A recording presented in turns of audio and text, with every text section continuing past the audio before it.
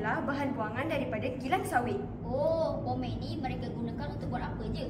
Biasanya, pomen ni digunakan dalam proses pembuatan sabun. Oh, macam tu.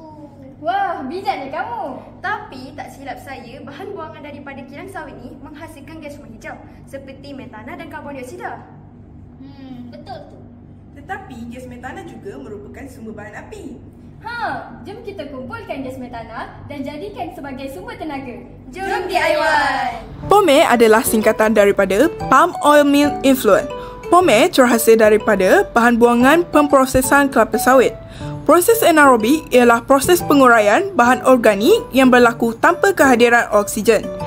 Ia melibatkan mikroorganisma yang mencerna sisa organik untuk menghasilkan biogas dan sisa pepejal. Proses perebutan secara anaerobik akan menghasilkan gas metana yang merupakan gas rumah hijau yang menyumbang kepada pemanasan global. Namun begitu, gas metana ialah gas rumah hijau yang boleh digunakan sebagai bahan bakar. Cadangan kami untuk menyelesaikan masalah ini ialah Pobigas. Ini adalah lakaran bagi Pobigas kami. Pertama sekali, kami menggunakan tong untuk mengumpul gas metana yang terhasil daripada tindak balas anaerobik. Dan gas dialirkan melalui hos ke tiup kereta sorong untuk disimpan sebelum digunakan.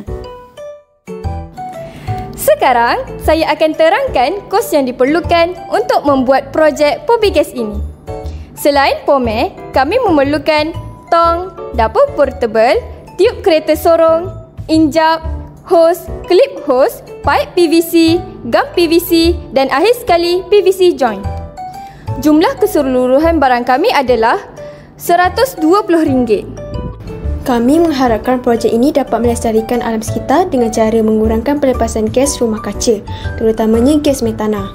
Selain itu, projek ini dapat mengurangkan pencemaran air dan bau. Ini kerana bahan organik dalam POME diuraikan secara terkawal.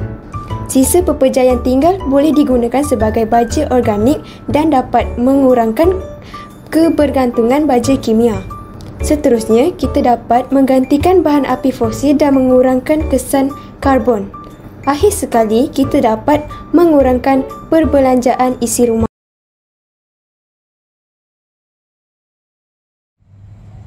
Saya Wazwina. Saya Sia. Saya Elin. Dan saya Farah. Kami Tim Pobigas Semuja. Bye!